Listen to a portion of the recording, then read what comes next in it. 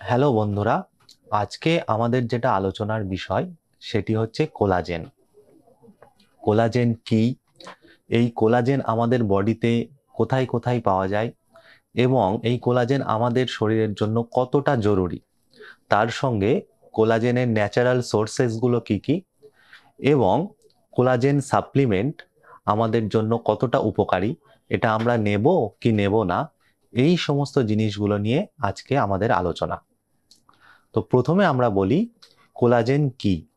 Collagen কিন্তু একটি protein যেটি পলিপেপটাইড চেন দিয়ে তৈরি হয়। এই পলিপেপটাইড চেনগুলোতে কিন্তু প্রোলিন, হাইড্রোক্সিপ্রোলিন এবং গ্লাইসিন জাতীয় অ্যামাইনো অ্যাসিডগুলো বেশি থাকে। আমরা অত ডিটেলসে যাব না, আমরা দ্রুত বুঝে নিই যে এই কোলাজেন ন্যাচারালি আমাদের বডিতে কোথায় কোথায় থাকে। কোলাজেন কিন্তু সব থেকে বেশি পরিমাণে থাকে স্কিনে, এবং স্কিনে কি ধরনের কোলাজেন থাকে সেটা জানতে গেলে আমাদের বুঝতে হবে যে কোলাজেনের টাইপসগুলো কি কি। আমাদের দেখা গিয়েছে যে এখনো পর্যন্ত 28 রকমের কোলাজেন কিন্তু আছে, এবং তার মধ্যে টাইপ 1 থেকে টাইপ 5 কোলাজেন কিন্তু সব থেকে কমন, এবং এর মধ্যেও স্কিনে কিন্তু টাইপ 1 এর কোলাজেনের মাত্রা সব থেকে বেশি। এই টাইপ 1 কোলাজেন আমাদের স্কিনে, বোনে, লিগামেন্টসে খুব বেশি পরিমাণে থাকে। ঠিক একইভাবে টাইপ 2 কোলাজেন কিন্তু আমাদের কার্টিলেজগুলোতে এবং চোখে থাকে। টাইপ 3 কোলাজেন থাকে হচ্ছে ব্লাড ভেসেলসে এবং আমাদের বিভিন্ন অর্গ্যানে, হার্ট, লিভার, লাংস, কিডনি, এখানে। তো এই কোলাজেন কিন্তু আমাদের ন্যাচারালি বডিতে প্রচুর পরিমাণে থাকে। সেই জন্য কোলাজেন নিয়মিত ইনটেক করা আমাদের জন্য জরুরি। এই কোলাজেন আমাদের স্কিনের জন্য কেন জরুরি? মনে রাখতে হবে আমাদের স্কিনের যে টেনসাইল স্ট্রেংথ বা এলাস্টিসিটি, সেটা কিন্তু কোলাজেনের উপর নির্ভর করে। কোলাজেনের মাত্রা যদি স্কিনে কম হয় তাহলে স্কিনটা ধীরে ধীরে লুজ অ্যান্ড রিল্যাক্স হয়ে যাবে, স্কিনে ফাইন লাইনস আসবে, রিঙ্কেলস আসবে, ধীরে ধীরে স্যাগিং হয়ে যাবে, মানে স্কিনে এজিং এর ছাপ একটা আসতে শুরু করবে। তার সাথে সাথে স্কিনটা লাস্টারলেস, হাইড্রেশনলেস, এগুলোও হতে থাকে। ঠিক একইভাবে জয়েন্টে যে সমস্ত কোলাজেনগুলো আছে সেটার পরিমাণ যখন কমতে থাকে তখন কিন্তু আমাদের জয়েন্টের মোবিলিটি কমে যায়, ব্যথা শুরু হয়, এবং আমাদের দীর্ঘক্ষণ ধরে যে চলার ক্ষমতা সেটা আস্তে আস্তে কমে থাকে। ঠিক একইভাবে প্রত্যেকটা অর্গানে, যেমন ব্লাড ভেসেলসের কোলাজেনের পরিমাণ যদি কমতে থাকে বয়সের সাথে সাথে, তা বা কোলাজেনের পরিমাণ কমলো না, কোলাজেনের কোয়ালিটি কমলো, সেক্ষেত্রে কিন্তু ব্লাড ভেসেলসটি স্টিফ হয়ে যাবে এবং তার সাথে সাথে হাইপার টেনশন বা অ্যাথেরোস্ক্লেরোসিসের মতো সমস্যা দেখা দেবে। ঠিক একইভাবে বিভিন্ন অর্গানে যে কোলাজেনগুলো আছে সেটার অ্যামাউন্ট এবং কোয়ালিটি যদি রিডাকশন হয় তাহলে আমাদের শরীরের অর্গানগুলোর ফাংশনালি যে ক্ষমতা সেইটা কিন্তু ধীরে ধীরে কমতে থাকে। তো এই কোলাজেনের পরিমাণ কমে কেন সেটাও আমাদের বুঝতে হবে। কোলাজেন কিন্তু আমাদের এজিং এর সাথে সাথে কমতে থাকে।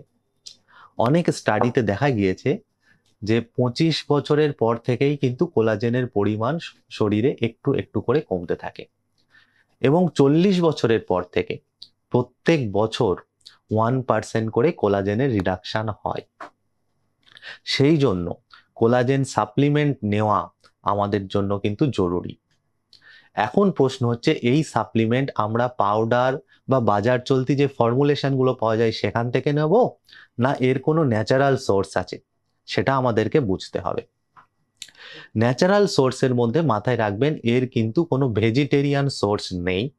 কোলাজেন কিন্তু সম্পূর্ণভাবে পাওয়া যায় হচ্ছে অ্যানিমাল সোর্স থেকে। এর মধ্যে মেরিন ফিশ বা সামুদ্রিক মাছে যে কোলাজেনটি থাকে সেটির কোয়ালিটি কিন্তু খুবই ভালো এবং আমাদের স্কিন এবং বোনের জন্য খুবই জরুরি। এছাড়াও আপনারা রেড মিট বা চিকেনেও কোলাজেন পেয়ে থাকবেন, যেগুলো কিন্তু কোয়ালিটি কোলাজেন।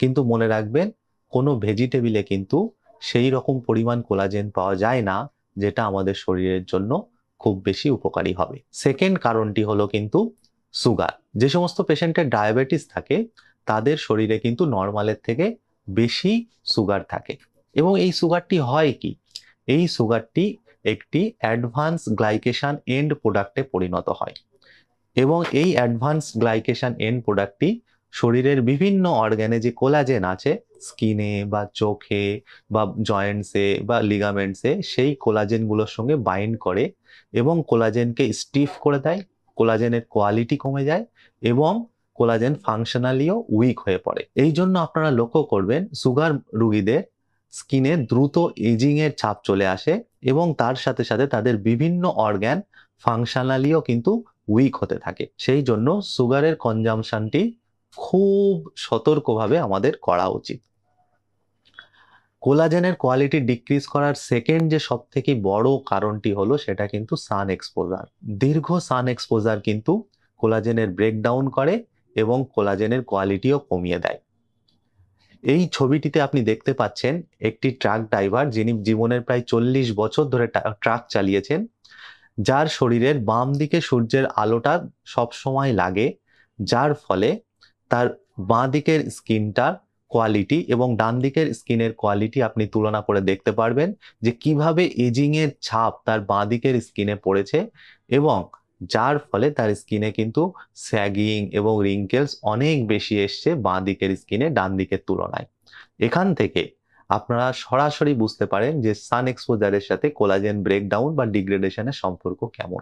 এছাড়াও মনে রাখবেন স্ট্রেস, স্মোকিং, অ্যালকোহল এবং স্লিপলেসনেস, এইগুলো কিন্তু কোলাজেন ডিগ্রেডেশনের বা ব্রেকডাউনের অন্যতম কারণ। সুতরাং কোলাজেনকে যদি আমরা হেলদি রাখতে চাই, এই কয়েকটা জিনিস কিন্তু মাথায় রাখতে হবে। এরপরে আমরা আসি যে কোশ্চেনটি সবাই জিজ্ঞেস করেন যে কোলাজেন সাপ্লিমেন্ট যেটা পাউডার ফর্মে বাজারে পাওয়া যায় সেটি কতটি উপকারী।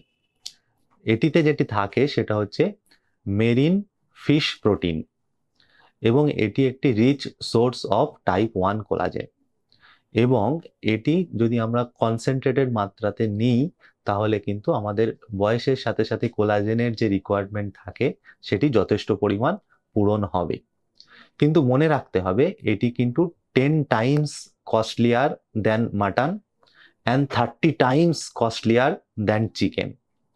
তো আমাদের যেটা সহজ সোর্স অফ কোলাজেন সেটি কিন্তু মাটন এবং চিকেন বা ফিশ।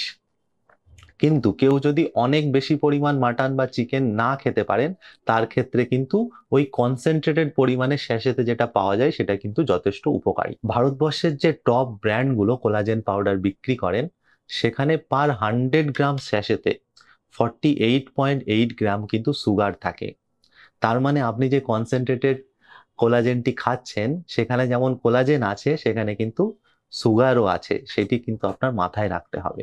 মেরিন কোলাজেন পাউডার একটু টেস্ট এবং স্মেল করে, সেই জন্য কিন্তু আমরা এই সুগার বা ফ্লেভার তাতে দিয়ে থাকি যেটি কিন্তু শরীরের জন্য ক্ষতি করতে পারে।